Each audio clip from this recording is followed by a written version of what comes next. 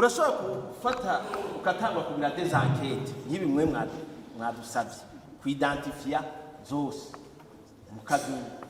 iyo myaka ine mukazogira amangete gusa mukabandanya gushika muri 1890 1800 etc mwigira angete gusa mutagira ibintu byerekera verite ura reconciliation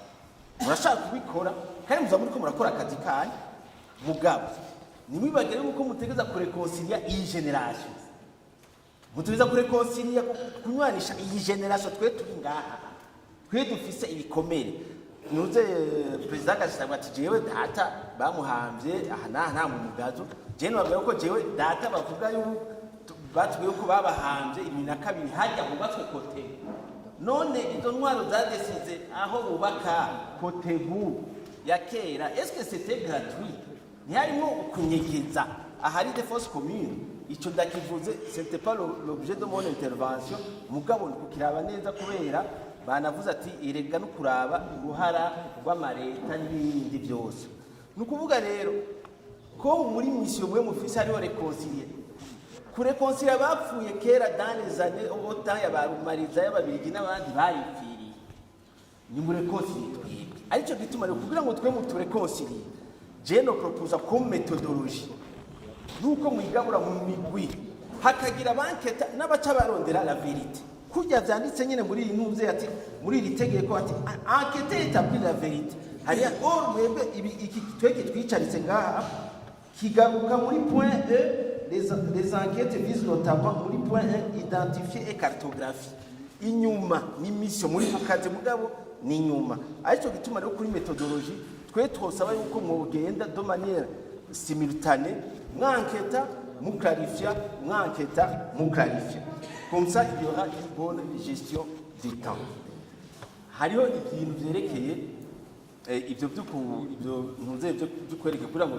tutange natwe intererano comment nous les identifier hari zo mufise déjà mugabo mushaka n'izindi batanze des propositions administration irashobora gufasha abagira des déclarations bandika bakabaterefona ko bati ni hajya naho nifuza yuko mutohagurura mugabo ni hajya abo bose mugaheza mukakolekta mukugurura hama mugaca mubiha abandi bajeje kuza baretabisa la vérité ngarutse kuri exhume mana none umuntu arashobora ufata ati hajya atwabo de force commune hariho abuzeye ibisigarira by'abantu bashika nka 30 20 bagaca bashya mu isanduku mu biro bya chef de zone ni manque de respect y'umuntu yapfa none twe ubu jewe ko je ndiho wowe uriho nawe wifuza kuzohambwa gute répondons à cette question je nifuza ko twese tuzi ko tuzopfa nifuza yuko abanje bazonyegeranye bakashingura bagaheza bakagandara kandi bakaganduka sifire hejuru none abantu bashira mu isanduku bashire mu biro nkuko severe yobura base ahantu yovuga ati administration makabanza gatonya tuheze tubahambe umwe apana muri force commune umwe wese yumva yiwe nonya tubatonde umunsi nuzeye abajeje kugira la vérité kuri bajya tuzohera dushire kwa mazina c'est de loin plus élégant plus humain ni kintu gishoboka uwo muntu cyo chef de zone nawe mukamuremura bakeza